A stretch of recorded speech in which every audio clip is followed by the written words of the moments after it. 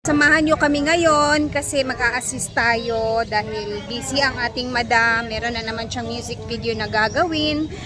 And then, tara at papakita natin yung mga behind the scenes at mga pangyayari sa mga gaganapin niya na mga scene sa music video. Kaya tara, let's go! Wow, may bagong ano si Madam Prospect. May bagong may bagong prospect. Ang ganda ng ambience talaga sa mga ano, no? Mga ganito ba? Tingnan niyo yung ano nila, oh, lights. Gwapa kay si Madam Rom.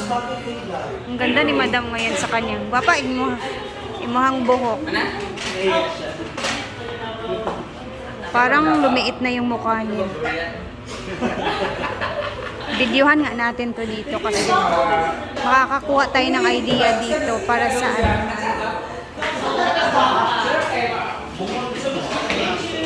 ano to, kahoy. Kahoy siya tapos pininturahan lang siya.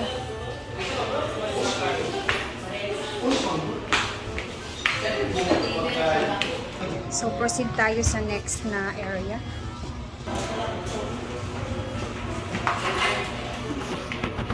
Ay, ang ganda ng salamin.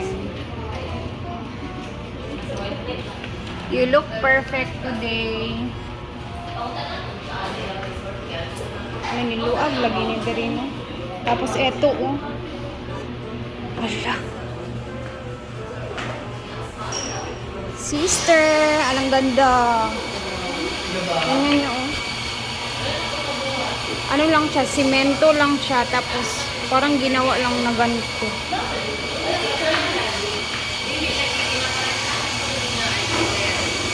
Tapos, yung mga lightnings lang talaga.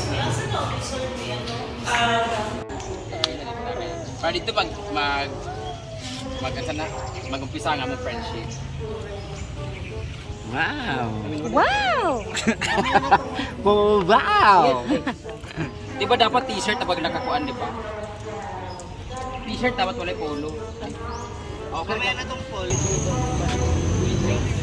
Ala ka, wow. Kaway lang niya dito. Harap lang. Sure ba?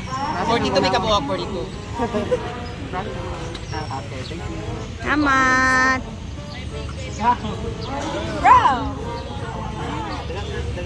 Ini mang mga assistant. Ay, ginuko. Sa oras ang kumain. Pahugot rin siya. Saan na to? Dilala ba? Hindi, saan na yung location nito? Simbahan, tapos maglakad ko na ako yung kandila, tapos sobrang crush ko na ako siya, nahulog ang kandila. Okay. Mag-ano pa? Yan yung pants mo? Yung maong na lang. Para contrast kayo. Wow! May bagong prospect.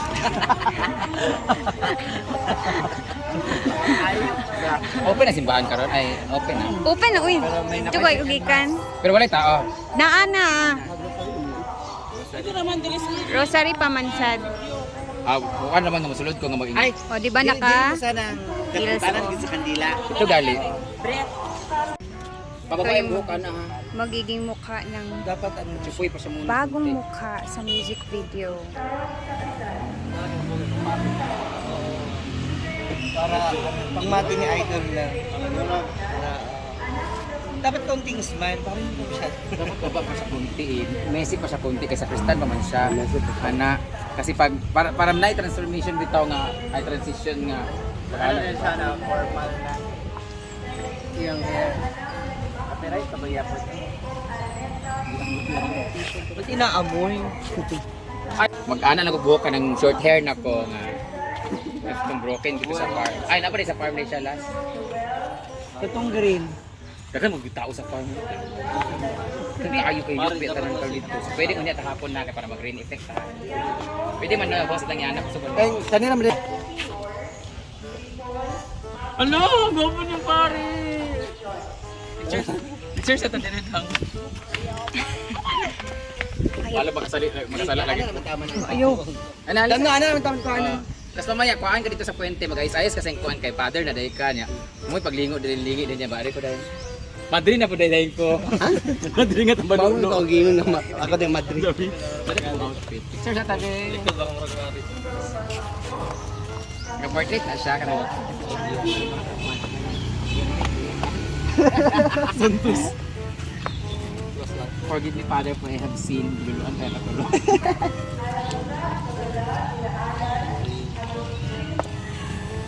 Congratulations, anak. Graduation is college.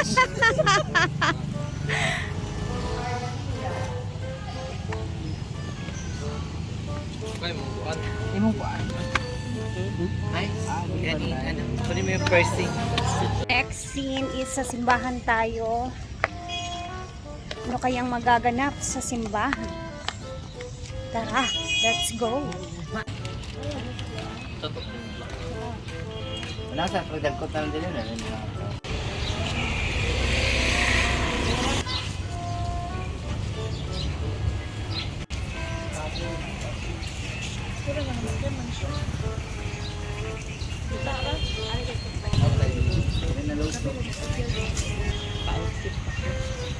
Dabay. Sige, bali-bali.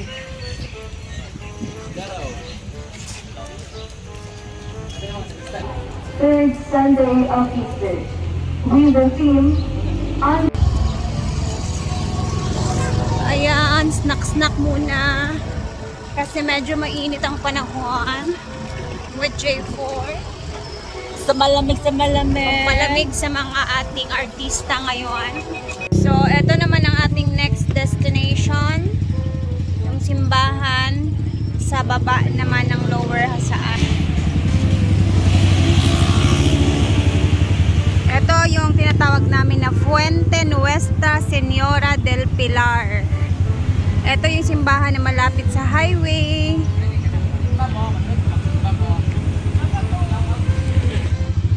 And yung isa naman kanina is sa upper, yun siya na simbahan. Outfit Eh, grabe ako check. everyday. Emon buntag. Lumiit na talaga siya. Ano siya present, manggod? Aso wala na itong Wala na, Chantal lang siya. Reng. Pinsidio ko next year. Pinsidio. Sana mga item si Yaya. So this is our fuente na simbahan. Tawag na ito. Yung original talaga na simbahan na ito noon is nasa ilalim na, kumbaga siya, lumubog siya kasi malapit siya sa dagat. So, naghihimala yung aming simbahan na to. So, ang daming nagsisindi ng kandila dito araw-araw. Malapit siya sa highway. And ito yung pag gusto mo magsindi talaga ng kandila. Dito halos lahat dito pumupunta yung mga taga-hasaan. So, parang ano to na simbahan. Itong simbahan na to sa amin is parang siyang nakakahil ng mga sugat, ganun. So, noon meron tong parang tubig ba, parang siyang swimming pool or tubod kung saan ang mga tao is maliligo sila dito before. So, nung napakalakas ng tubig sa dagat, hindi ko na matandaan yung year na yun. Lumubog yung original na simbahan niya. So, yung ginawa na lang ng mga tao dito sa saan before is simula silang mag-build ng another simbahan. At ito na yun siya ngayon. Pero yung original neto nasa ilalim na talaga ng lupa. Kalubog.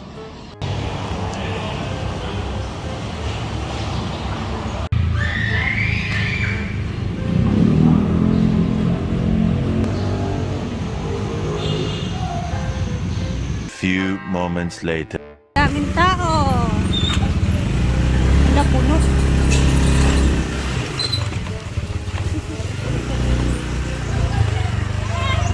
Wala, Bye. Hi! So guys, kakauwi lang namin. Manananghalian muna kami, no? And then at the same time, nagdipit na kami ng aming pananghalian kasi sure ako walang luto na ngayon doon kasi lahat kami naka-assist kay Brenda. So, let's go. Mamaya ulit kasi hindi pa kami tapos.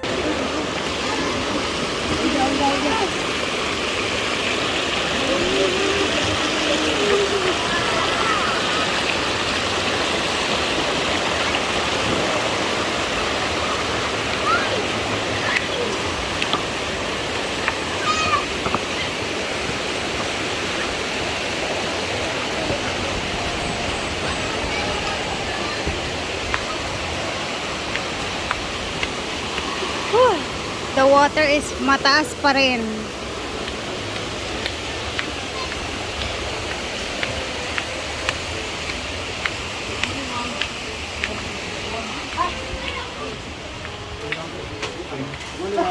Morning! Parang maraming tao ngayon kasi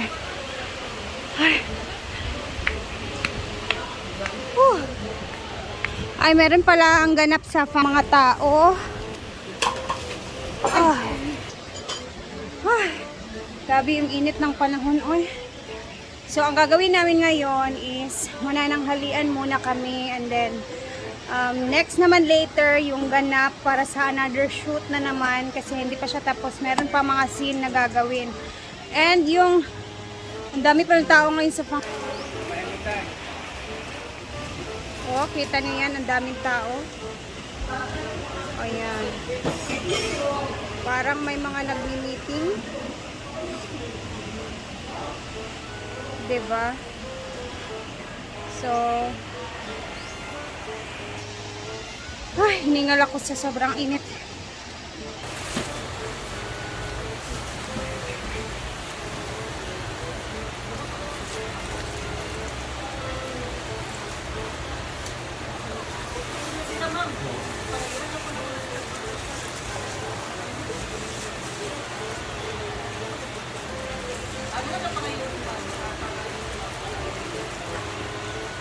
Ay!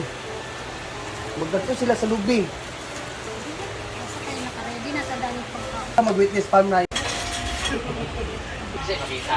Okay naman sa kanya. Before pinag-git sa gawa ng tulog. Habang nag-aantay tayo ng tanghalian, mamaya ulit mag-a-upload tayo para sa next naman na round ng MTV niya na scene. So later mag-upload tayo ulit ha. Bye muna sa ngayon, kakain muna kami.